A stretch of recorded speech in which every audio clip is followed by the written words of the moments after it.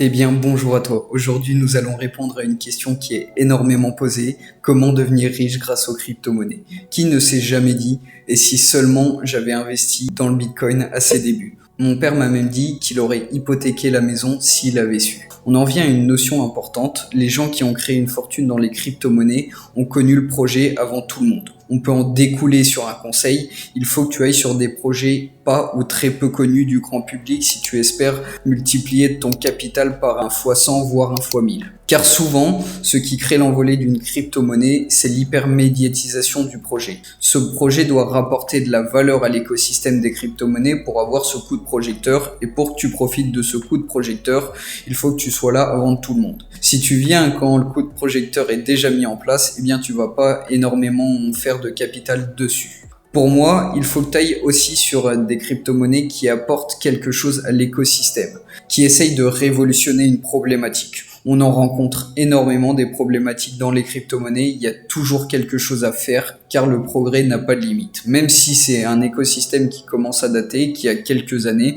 on a toujours des choses à révolutionner. Par exemple, il y a énormément de crypto-monnaies qui essayent de révolutionner la blockchain. Il y a quelques problématiques au niveau des blockchains encore à régler, il y a quelques problématiques au niveau de la sécurité des fonds, on n'est pas à son paroxysme au niveau de la sécurité. Il y a énormément de choses à faire, il y aura toujours des projets innovants qui ont un potentiel de monter énormément parce qu'ils proposent des choses innovantes au niveau des crypto-monnaies et au niveau de l'écosystème. Eh bien, tu devras te focaliser sur ces crypto-monnaies si tu veux avoir un gros bénéfice par-dessus. Le premier chapitre, c'est la diversification. Alors forcément, tu vas perdre de la force de frappe, mais mieux vaut diversifier un investissement. Si tu mets dans 8 crypto-monnaies, tu as beaucoup plus de chances de faire une grosse plus-value que si tu mets sur une seule. Alors, mieux vaut mettre plusieurs acteurs et forcément perdre de la puissance de frappe car tu n'auras pas mis 1000 euros sur une, mais peut-être 100 sur 10. Tu vas perdre en capital à la fin. Tu vas avoir beaucoup plus de chances de tomber sur une pépite. Je vais te prendre un exemple bien parlant. Au loto, tu vas jouer une grille de 5 numéros, tu as une chance sur 20 millions. Eh bien, imaginons que tu joues au même loto et que tu te dises, voilà, je vais payer une grille et cette fois-ci, je vais jouer 9 numéros. Si tu joues ces 9 numéros, tu vas passer de une chance sur 20 millions à une chance sur 150 000. Eh bien, c'est la même chose. Si tu mets plusieurs crypto-monnaies dans ton portefeuille, tu as beaucoup plus de chances de tomber sur la bonne crypto-monnaie. En contrepartie, au loto, tu vas payer ton ticket plus cher. En crypto, tu vas perdre ta puissance de frappe, vu que tu n'auras pas mis une somme globale sur une seule crypto-monnaie. Mais tu vas décupler la possibilité de gagner dans les cryptos. En deuxième grand chapitre, il y a la limite d'évolution. Un exemple parlant, le Bitcoin, il ne va pas monter à 1 million. C'est sûr et certain, déjà son market cap est énorme et pour qu'il monte à 1 million, il faudrait énormément d'investisseurs, de nouveaux investisseurs et de gros investisseurs. Alors, sur du Bitcoin, tu peux imaginer un x2, voire un x3 dans le meilleur des mondes. C'est déjà très bien. Là, l'optique, c'est réellement d'avoir un élément multiplicateur qui est beaucoup plus haut. Parce que pour devenir riche, il te faudrait minimum un x100, voire un x1000. Si tu veux devenir riche sur une multiplication d'un x2 ou un x3, il faut déjà que tu aies un capital de base qui est assez conséquent. La limite d'un actif peut être facilement observable. Déjà, regarde l'évolution du secteur d'activité. Imaginons que tu es mis sur des crypto-métaverses. Eh bien, le leader des crypto-métaverses, la crypto ne va probablement pas dépasser le leader. Donc ça veut dire que déjà cette limite est existante et que tu pourrais dire que ça ne dépassera pas le leader. Alors oui, dans un monde où, je ne sais pas, le métaverse est la nouvelle révolution, oui, tu pourrais dire que forcément ça pourrait exploser et décupler encore plus. Mais on part dans l'optique que le marché reste intact et que c'est juste une crypto-monnaie qui va monter parce que elle révolutionne énormément le métaverse. Eh bien, déjà, tu pourrais te mettre cette limite et te dire, voilà, ça ne montera pas plus que le leader du secteur. Ensuite, il faut regarder le market cap. Si tu as un market cap qui est déjà 200 millions ou plus, eh bien, tu ne vas pas faire un x100 sur ton capital. Ça te limite déjà énormément. Donc, il faut une crypto-monnaie qui est pas ou très peu connue du grand public, mais aussi qu'il n'y ait pas énormément au niveau de la capitalisation pour espérer faire un x100 voire un x1000. Une autre notion à prendre en compte, si le protocole contient énormément de tokens en circulation, le total supply on l'appelle. Imaginons une crypto-monnaie se lance et elle te propose, je ne sais pas, 400 milliards de tokens.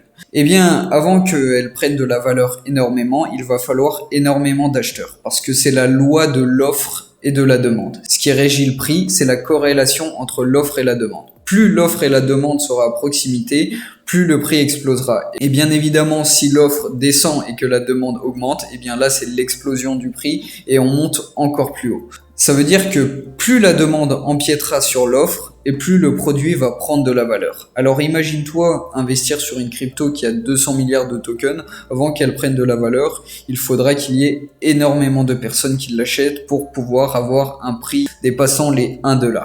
Du coup, il va falloir aussi que tu te penches sur le protocole et regarder à combien s'élève le total supply pour pouvoir investir dans une crypto-monnaie et te dire voilà, cette crypto va potentiellement exploser. En troisième grand chapitre, j'ai pris les chiffres. Il est très difficile de savoir combien de millionnaires ont été créés en crypto-monnaie vu. Par exemple, on écoute souvent des stories que cette personne est devenue millionnaire, mais il n'y a pas de chiffre établi pour savoir combien de personnes sont réellement devenues millionnaires grâce à la crypto-monnaie. Ce qui est sûr, c'est que les crypto-monnaies qui ont permis de fabriquer le plus de richesses sont le Bitcoin et l'Ethereum. Par contre, une donnée qui est sûre, c'est que les crypto-monnaies ont déjà créé 19 milliardaires. Bon, ces milliardaires ne sont pas des investisseurs, c'est plus des personnes qui ont révolutionné l'écosystème et non pas en investissant. Ils ont apporté des solutions aux problématiques, des exchanges, des blockchains, bref. Ce sont les créateurs de solutions qui ont le plus gagné. Mais en tout cas, je suppose que tu ne vises pas le milliard et du coup, 1 million est largement possible en investissant dans les crypto-monnaies.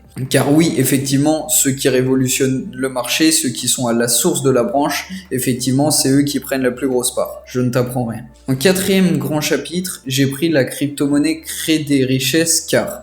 Pourquoi ? Parce qu'il y a déjà l'effet de nouveau. C'est un secteur qui est nouveau et grandissant. Donc forcément, on va dire qu'on a une médiatisation qui est dessus. Et du coup, l'effet de la nouveauté rajoute énormément de possibilités de création de richesses. C'est un secteur volatile malgré qu'il est en train de se calmer de plus en plus. Et vu qu'il est volatile, on peut espérer avoir beaucoup plus de profits que investir dans la bourse. Bien évidemment, c'est un gros besoin en ce moment de l'économie et de la finance. La création de richesses est cyclique. En premier, on a eu l'énergie, le pétrole et le gaz qui a fait énormément de richesses. Ensuite, on a eu l'automobile et l'électricité. Ensuite, on a eu Internet et les logiciels. Et pour finir, on est sur la phase des cryptos et du Web 3.0, la révolution du Web. Eh bien, on est en plein dedans, ça veut dire que la plus grosse part de création de richesses est en ce moment dans l'écosystème où nous sommes.